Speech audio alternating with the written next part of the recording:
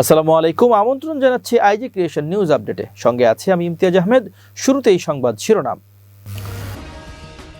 বিশ্বের প্রভাবশালী ব্যক্তির তালিকায় ডক্টর মোহাম্মদ ইউনূস। ইনুর ফাঁসির আশঙ্কা, জানাজা দেখতে চান গোলাম আজম পুত্র। বিএনপির প্রার্থী তালিকায় নেই রুমিন ফারহানার নাম, যা শোনা যাচ্ছে। পারমাণবিক স্থাপনা নিয়ে যুক্তরাষ্ট্রকে এবার কড়া হুঁশিয়ারি ইরানের। 8টি হাঙ্গর সাবমেরিন যুক্ত হচ্ছে পাকিস্তান নৌবাহিনীতে, বিপদে ভারত। এবার বিস্তারিত।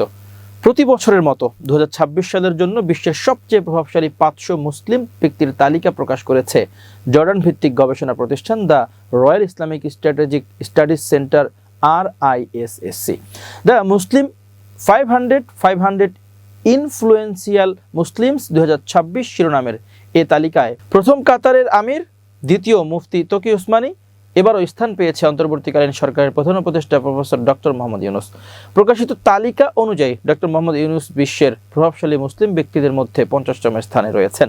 তালিকায় তাকে বাংলাদেশের অন্তর্বর্তীকালীন প্রধানমন্ত্রী হিসেবে উল্লেখ করা হয়েছে। প্রতিবেদনে বলা হয়েছে, এবছরের তালিকার শীর্ষে রয়েছেন কাতারের আমির Sheikh Tamim bin Hamad Al Thani, দ্বিতীয় স্থানে আছেন পাকিস্তানের প্রখ্যাত মুফতি ও ইসলামিক স্কলার শেখ মোহাম্মদ তকি উসমানী এবং তৃতীয় স্থানে রয়েছেন ইয়েমেনি সুফি আলেম শেখ হাবিব ওমর বিন হাফিজ।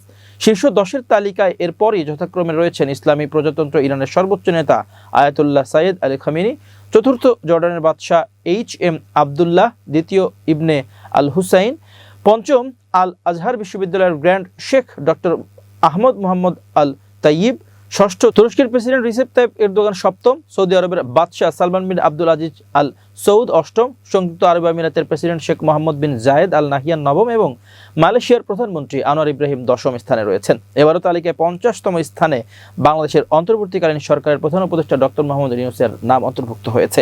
গত বছর তিনি ওই তালিকায় 50তম অবস্থানে ছিলেন। ধর্মীয় চিন্তাভাবনা এবং রাজনৈতিক নেতৃত্ব থেকে শুরু করে শিল্প ও সংস্কৃতি পর্যন্ত বিভিন্ন ক্ষেত্রে গভীরভাবে অবদান রেখেছেন এবং নিজ দেশে ও দেশের বাইরে মুসলমান সম্প্রদায়কে উল্লেখযোগ্যভাবে প্রভাবিত করে যাচ্ছেন এমন ব্যক্তিরা the Muslim 500 the world's most influential Muslims শিরোনামের এই তালিকায় স্থান পান। যুক্তরাষ্ট্রের জর্জ টাউন ইউনিভার্সিটিতে prince Al Waleed bin Talal centre for Muslim Christian understanding এর সহযোগিতায় এবছরের তালিকাটি প্রস্তুত করা হয়েছে। ছাত্র জনতার অভ্যুত্থানে শেখ হাসিনা সরকারের পতনের পর বাংলাদেশের অন্তর্বর্তী সরকারের প্রধান উপদেষ্টার দায়িত্ব গ্রহণ করেন শান্তিতে নোবেলজয়ী অধ্যাপক ডক্টর ইউনূস। জাসদ সভাপতি হাসানুল হক ইনু আন্তর্জাতিক অপরাধ ট্রাইব্যুনালে নিজের ভুলের জন্য ক্ষমা না চাইলেও এটা নিশ্চিত হয়ে গেছে যে গণহত্যার অভিযোগে তার সর্বোচ্চ শাস্তি হতে যাচ্ছে। ইতিমধ্যে তিনি তার পরিবারের সদস্যদের বলেছেন, আমার ফাঁসি হতে পারে, তোমরা মানসিকভাবে প্রস্তুতি নাও। তবে শেষ মুহূর্ত পর্যন্ত ইনু নিজেকে জেল মুক্ত করার জন্য চেষ্টা করবেন বলেও জানা গেছে। নিজেকে রাজনৈতিক আক্রোশের শিকার বলে দাবি করেছেন জাসদ সভাপতি হাসানুল হক ইনু। বলেছেন, আমি রাজনৈতিক আক্রোশের শিকার, গায়েবী মামলার ঝড়ে আক্রান্ত। আল্লাহর পরে আপনি বিচারকারী, আপনি ন্যায় বিচার করবেন। আমি সম্পূর্ণ নির্দোষ। জুলাই গণ অভ্যুত্থানে সংঘটিত হত্যা সহ 8টি অভিযোগের ভিত্তিতে মানবতা বিরোধী অপরাধের মামলায় জাসদ সভাপতি হাসানুল হক ইনু দোষ স্বীকার করবেন কিনা আন্তর্জাতিক অপরাধ ট্রাইব্যুনাল এমন প্রশ্নের উত্তরে তিনি এসব কথা বলেন। অভিযোগ গঠনের পর আসামি দোষী বা নির্দোষ এই সীমার বাইরে কোনো বক্তব্য দিতে পারেন না।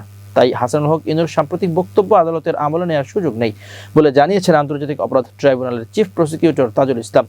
আন্তর্জাতিক অপরাধ ট্রাইব্যুনালে শুনানি শেষে এক ব্রিফিংয়ে তিনি এই মন্তব্য করেন। চিফ প্রসিকিউটর বলেন, হাসানুল হক ইনু জাতীয় সমাজতান্ত্রিক দল এবং 14 দলীয় জোটের একজন প্রভাবশালী নেতা হিসেবে বিভিন্ন সময়ে আন্দোলন দমন, কারফিউ জারি ও দেখামাত্রগুলির মতো নির্দেশনা এবং পরিকল্পনায় নেতৃত্ব দিয়েছেন। তার উস্কানিমূলক বক্তব্যের মাধ্যমে ছাত্রদের সহিংস বা সন্ত্রাসী হিসেবে আখ্যায়িত করে তাদের উপর দমন পীড়নকে বৈধ করার মানসিকতা তৈরি করেছিলেন।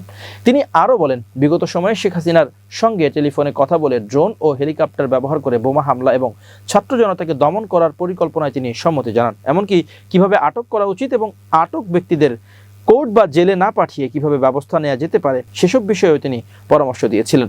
চিফ প্রসিকিউটর বলেন, বাংলাদেশের সংগঠিত মানবতা বিরোধী অপরাধে তার অবস্থান ও ভূমিকার ভিত্তিতে মোট 8টি অভিযোগ গঠন করা হয়েছে। এ মামলায় আগামী 30 নভেম্বর সাক্ষ্য গ্রহণের তারিখ ধার্য করা হয়েছে। একই ধরনের অভিযোগে আওয়ামী লীগ নেতা মাহবুবুল আলম হানিফ সহ কুষ্টিয়া জেলা আওয়ামী লীগের আরও 3 নেতার বিরুদ্ধেও অভিযোগ গঠন করা হয়েছে। তাদের মামলায় 25 নভেম্বর সাক্ষ্য গ্রহণ শুরু হবে। আগামী জাতীয় সংসদ নির্বাচনকে সামনে রেখে 237টি সংসদীয় আসনে সম্ভাব্য প্রার্থীর তালিকা প্রকাশ করেছে বিএনপি। তবে তালিকায় নেই দলটির আলোচিত নেত্রী রুমিন ফারহানার নাম। সোমবার 3 নভেম্বর সন্ধ্যায় গুলশানে বিএনপির চেয়ারপারসনের রাজনৈতিক কার্যালয়ে দলের মহাসচিব মির্জা ফখরুল ইসলাম আলমগীর এই তালিকা প্রকাশ করেন।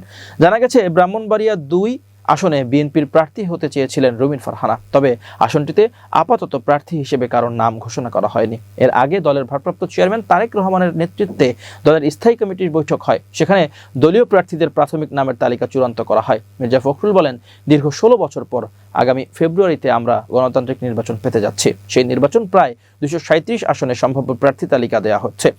আর যেসব আসনে যুগপৎ আন্দোলনের সঙ্গীদের প্রার্থী তালিকা ঘোষণা করবে সেটি বিএনপি সমন্বয় করে নেবে।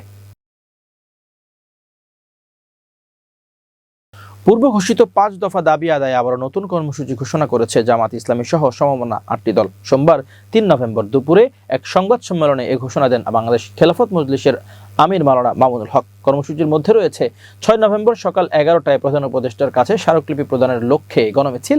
এছাড়া 11 নভেম্বর ঢাকায় বিক্ষোভ সমাবেশ। মামুনুল হক বলেন, ত্রয়োদশ জাতীয় সংসদ নির্বাচন ঘনিয়ে এলেও জুলাই সনদ নিয়ে জনগণের স্বপ্ন ও রাজনৈতিক বন্দোবস্ত বাস্তবায়ন এখনও নিশ্চিত হয়নি। এই অবস্থায় সমমনা 8টি দলের পক্ষ থেকে 5 দফা দাবি আদায়ের আন্দোলন চালিয়ে যাওয়ার ঘোষণা দেয়া ছাড়া আর কোনো বিকল্প নেই তিনি বলেন। জুলাই সনদের আইনি ভিত্তি প্রণয়ন এখন জরুরি বাস্তবতা। জনগণের স্পষ্ট নির্বাচন ও নির্ভরযোগ্য ফলাফল চায়, কিন্তু আইনি ভিত্তি ছাড়া জুলাই সনদ কার্যকর হবে না। খেলাফত মজলিসের আমির আরও বলেন, অবিলম্বে জুলাই সনদ বাস্তবায়নের আদেশ জারি করতে হবে এবং জাতীয় নির্বাচনের আগেই পৃথকভাবে গণভোট আয়োজন করে জনগণের মতামত নিশ্চিত করতে হবে। মামুনুল হক বলেন, আরোপীয় সংশোধন করা হলে 8টি দল তা মেনে নেবে না। আরোপীয় পূর্বের মতোই রাখতে হবে, তা না হলে নির্বাচনের প্রক্রিয়ায় দলগুলোর আস্থাহীনতা আরও বেড়ে যাবে।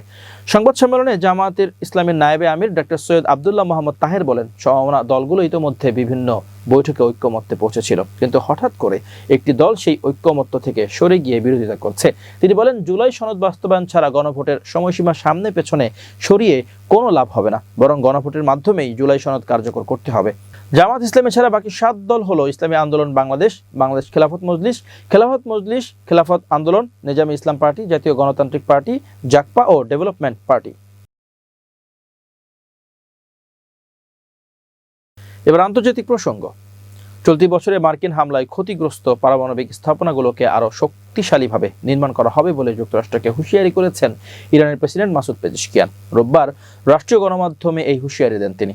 এদিন ইরানের পারমাণবিক শক্তি সংস্থা IAEA পরিদর্শনের সময় ঊর্ধ্বতন কর্মকর্তাদের সঙ্গে দেখা করে ইরানের প্রেসিডেন্ট বলেন, পারমাণবিক স্থাপনাগুলো ধ্বংস করে আমাদের দমিয়ে রাখা যাবে না, কারণ আমরা সেগুলো আবার নতুন করে আরও শক্তিশালী করে গড়ে তুলতে পারবো। এর আগে মার্কিন প্রেসিডেন্ট ডোনাল্ড ট্রাম্প সতর্ক করেছেন যে যদি তেহরান জুন মাসে যুক্তরাষ্ট্রের হামলায় ক্ষতিগ্রস্ত পারমাণবিক স্থাপনাগুলো পুনরায় চালু করার চেষ্টা করে, তবে তিনি সেসব স্থাপনাগুলোতে নতুন করে হামলার নির্দেশ দেবেন। গত জুন মাসে ইরানের বেশ কয়েকটি পারমাণবিক স্থাপনায় হামলা চালায় যুক্তরাষ্ট্র। ওয়াশিংটনের দাবি, এই স্থাপনাগুলো পারমাণবিক অস্ত্র তৈরির একটি কর্মসূচির অংশ ছিল। তবে তেহরান বরাবরই দাবি করে আসছে তাদের পারমাণবিক কর্মসূচি সম্পূর্ণ বেসামরিক উদ্দেশ্যে পরিচালিত। পাকিস্তান নৌবাহিনী আশা করছে যে তাদের প্রথম চীনা নকশার সাবমেরিন আগামী বছর অর্থাৎ 2026 সালে উদ্বোধন হবে। তথ্যটি চীনা রাষ্ট্রীয় গণমাধ্যমকে জানিয়েছেন পাকিস্তান নৌবাহিনীর প্রধান অ্যাডমিরাল নাভিদ আশরাফ। গ্লোবাল টাইমসকে দেওয়া এক সাক্ষাৎকারে তিনি বলেন, 2018 সালের মধ্যে 8টি হাঙ্গর শ্রেণীর সাবমেরিন পাকিস্তান নৌবাহিনীতে যুক্ত করার চুক্তি সুষ্ঠুভাবে এগোচ্ছে। অ্যাডমিরাল আশরাফ আরও জানান, চলতি বছরের শুরুর দিকে চীনে দ্বিতীয় ও তৃতীয় সাবমেরিনের সফল উদ্বোধন দুই দেশের নৌ সহযোগিতার ক্ষেত্রে একটি বড় মাইলফলক হিসেবে দেখা দিবে। তার ধারণা, এই প্রকল্প শুধু পাকিস্তান নৌবাহিনীর সাবমেরিন সক্ষমতা বৃদ্ধির জন্যই নয়, বরং Karachi shipyard and engineering works এ প্রযুক্তি স্থানান্তর ও দক্ষতা উন্নয়নের মাধ্যমে আত্মনির্ভরতা বৃদ্ধিতেও ভূমিকা রাখবে। টাইপ 054AP ফ্রিগেটকে চীন পাকিস্তান নৌবাহিনীর সহযোগিতার ক্ষেত্রে একটি বড় সাফল্য মনে করছেন পাকিস্তান নৌবাহিনীর প্রধান।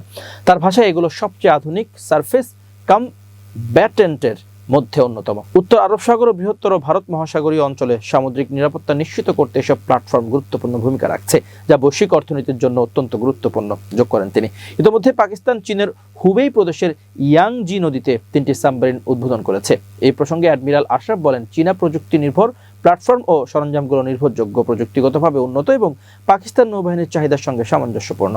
এর সরঞ্জামের কর্মক্ষমতা ও কারিগরি সহায়তার অভিজ্ঞতাও অত্যন্ত ইতিবাচক। পাকিস্তান নৌবাহিনী এসব প্রযুক্তির উপর গুরুত্ব দিচ্ছে, কারণ আধুনিক যুদ্ধের ধরন পরিবর্তিত হচ্ছে। এখন মানবহীন প্রযুক্তি, কৃত্রিম বুদ্ধিমত্তা, এআই ও উন্নত ইলেকট্রনিক যুদ্ধ ব্যবস্থা ক্রমেই গুরুত্বপূর্ণ হয়ে উঠছে। প্রিয় দর্শক, শেষ করছি আজই ক্রিয়েশন নিউজ আপডেট। আজ এই পর্যন্তই। ভিন্ন খবর নিয়ে দেখা হবে আগামীকাল সন্ধ্যা 7:30টায়। নিজেকে আপডেট রাখতে সাবস্ক্রাইব করুন চ্যানেলটি। নিয়মিত লাইক, কমেন্ট ও শেয়ার করে ছড়িয়ে দিন সর্বত্র। সুস্থ থাকুন, নিরাপদে থাকুন। আল্লাহ হাফেজ।